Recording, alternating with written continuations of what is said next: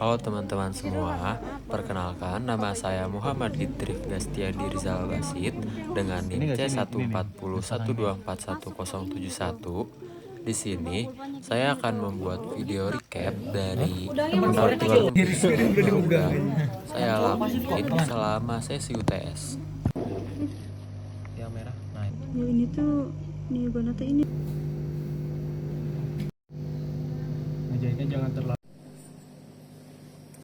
Nah, untuk praktikum ini, saya dan rekan kelompok saya melakukan praktikum mengenai ciri seksual primer, sekunder, dan anatomi organ reproduksi dari kelompok ikan Teleostei.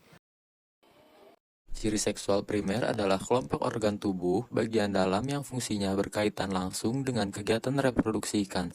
Pengamatan terhadap organ ini mengharuskan kita melakukan pembedahan perut karena letaknya yang tersembunyi berbeda dengan ciri fisik luar. Organ utama yang menjadi fokus adalah ovarium pada betina dan testis pada jantan sebagai pabrik penghasil sperma. Kadar kematangan sel sperma akan diproses di dalam testis sebelum akhirnya dilepas ke air untuk membuahi telur. Ovarium pada ikan mas betina adalah sepasang organ reproduksi yang berkembang menjadi struktur menyerupai kantung besar berisi sel telur yang telah matang. Tampilan visual organ ini didominasi oleh warna kuning hingga oranye akibat tingginya kadar kuning telur pada oosit yang sedang tumbuh. Ukuran ovarium sangat besar mencerminkan besarnya kapasitas reproduksi spesies ini. Lanjut ke praktikum berikutnya, yaitu kita melakukan praktikum mengenai ciri seksual primer dan sekunder reproduksi dan anatomi dari ikan atau hewan invertebrata. Praktikum dilakukan dengan pengamatan atau observasi pada setiap komoditas untuk mendapati ciri seksual sekunder dan primernya. Fokus pembahasan kali ini adalah identifikasi karakteristik seksual primer dan sekunder pada 3 komoditas utama kelas krustasea, yaitu kepiting bakau, udang tiger, dan lobster air tawar. Pertama, pada kepiting bakau, identifikasi seksual sekunder tidak dapat didasarkan pada warna cangkang karena pengaruh habitat mangrove yang dominan hijau. Fokus utama terletak pada morfologi abdomen. Pada jantan, penutup abdomen berbentuk sempit dan meruncing atau segitiga.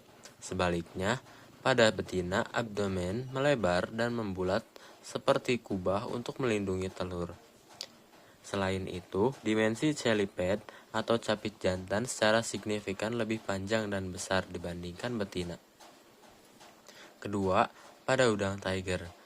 Identifikasi taksonomi didasarkan pada organ seksual sekunder di antara kaki jalan atau periopod. Pada betina, terdapat organ telicum di antara pangkal kaki jalan keempat dan kelima. Sedangkan pada jantan, terdapat organ petasma pada kaki renang pertama. Ketiga, pada lobster air tawar. Diferensiasi seksual sangat mencolok pada ciri sekundernya. Ciri khas jantan adalah adanya bercak merah pada bagian lateral luar capit yang tidak dimiliki oleh betina. Perbedaan lain terletak pada posisi lubang kelamin atau gonopor. Pada jantan, gonopor terletak di pangkal kaki jalan kelima. Sedangkan pada betina terletak di pangkal kaki jalan ketiga. Adapun ciri seksual primer hanya dapat divalidasi melalui pembedahan untuk mengamati keberadaan testis pada jantan atau ovarium pada betina. Sebagai kesimpulan, validasi jenis kelamin krustasea memerlukan ketelitian pada morfologi sekunder, bentuk abdomen pada kepiting, struktur telicum atau petasma pada udang, serta bercak merah dan posisi gonopor pada lobster. Indikator fisiologis seperti respon pakan dan tingkat stres juga menjadi parameter pendukung kesehatan organisme.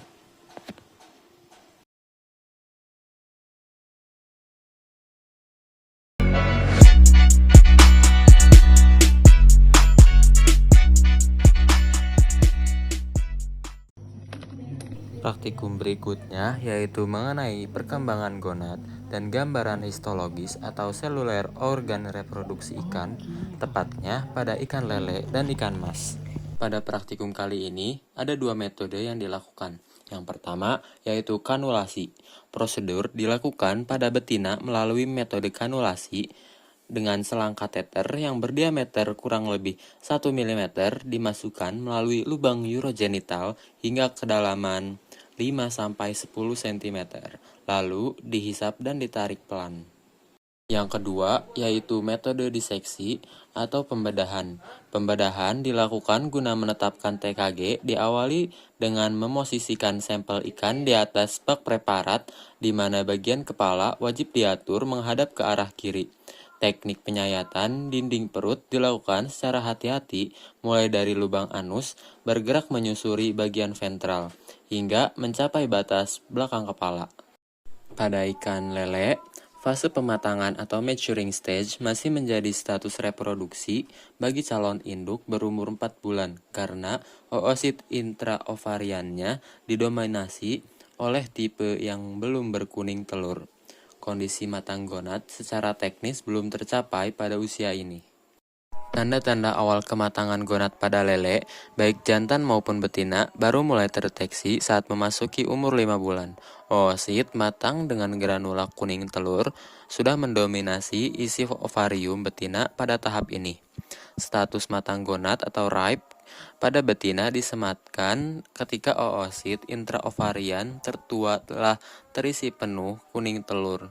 Perkembangan testis yang ditandai warna putih susu di bagian samping dan bawah menjadi indikator visual kematangan pada jantan, menggantikan warna bening sebelumnya. Populasi ikan didefinisikan mencapai umur awal matang gonad apabila lebih dari 50% individunya telah berada fase reproduktif tersebut. Populasi ikan didefinisikan mencapai umur awal matang gonad apabila lebih dari 50% individunya telah berada pada fase reproduktif tersebut. Pada ikan mas, fase awal atau TKG1 pada betina ditandai dengan morfologi ovarium yang menyerupai benang memanjang hingga rongga tubuh bagian depan. Memiliki permukaan licin dan ukuran yang cukup besar. Bentuk serupa benang juga ditemukan pada testis jantan, namun ukurannya lebih pendek dengan warna jernih dan ujung yang terlihat jelas dalam rongga tubuh. Transisi ke TKG2 pada betina menyebabkan warna ovarium berubah menjadi kekuningan yang lebih gelap meskipun butiran telur belum tampak secara kasat mata. Peningkatan ukuran permukaan testis terjadi pada jantan di fase ini. Diikuti perubahan warna menjadi putih susu dan bentuk yang jauh lebih jelas dibanding tahap sebelumnya. Visualisasi butiran telur yang mulai terlihat jelas oleh mata dengan warna kuning menjadi ciri khas ovarium saat memasuki TKG3. Karakteristik testis jantan pada fase ini mengalami perubahan signifikan berupa permukaan yang bergerigi, warna semakin memutih, ukuran membesar, serta kondisi yang mudah putus jika diawetkan. Nah, untuk praktikum ini, kami melakukan perhitungan GSI, HSI, dan penggunaan USG atau ultrasonografi. Penilaian kondisi reproduksi antar populasi maupun antar individu umumnya dilakukan dengan menggunakan Gonadosomatic Index atau GSI sebagai ukuran utama. Perhitungan indeks ini diperoleh dari perbandingan berat gonad terhadap bobot tubuh ikan, baik yang dihitung pada tubuh utuh maupun setelah organ dalam dikeluarkan. Penentuan lama serta waktu yang tepat dari musim kawin sangat terbantu oleh penerapan perhitungan tersebut dalam bidang aquaculture. Perubahan GSI selama periode reproduksi lebih tepat dalam dijadikan gambaran tingkat kematangan gonad apabila dikaitkan langsung dengan fase perkembangannya, dibandingkan hanya mengandalkan perbedaan bobot tubuh antar individu. Aspek penting dalam biologi reproduksi ikan ini sangat berguna untuk memprediksi keberhasilan pemijahan. Kualitas telur selama masa reproduksi juga dapat diestimasi dengan menggabungkan nilai indeks tersebut dan data jumlah telur atau fekunditas. Rasio perbandingan antara berat gonad atau ovarium terhadap berat total tubuh ikan menjadi dasar perhitungan nilai GSI. Perkembangan gonad ikan dapat ditelusuri melalui perubahan kondisi hati yang tercermin pada Hepatosomatic Index atau HSI. Peran indikator ini berkaitan dengan fungsi hati dalam menghasilkan vitellogenin, yaitu senyawa yang diperlukan dalam pembentukan kuning telur. Proses pembentukan tersebut berlangsung melalui mekanisme vitellogenesis yang melibatkan kerja hormon 17 beta estradiol. Pencitraan ultrasonografi atau USG terbukti berperan penting sebagai alat bantu diagnosis dalam mendukung keberhasilan kegiatan pembenihan. Berbagai kelainan pada jaringan gonad dapat dikenali dengan cukup akurat melalui teknologi pencitraan ini.